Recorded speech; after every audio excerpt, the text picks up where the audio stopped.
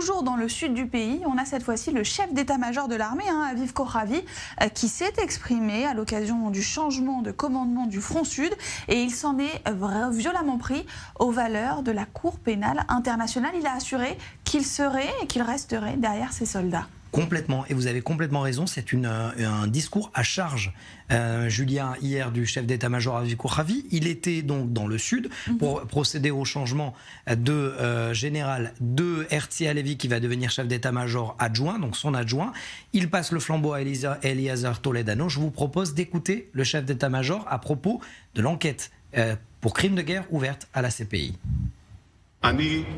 Je serai toujours derrière vos opérations et je me tiens toujours à vos côtés contre toute plainte. Je suis responsable des règles d'ouverture de feu et la manière dont on doit utiliser nos forces. C'est moi qui vous ai envoyé sur le terrain, c'est moi qui ai autorisé ces opérations. Vous n'êtes pas seul et vous ne serez jamais seul.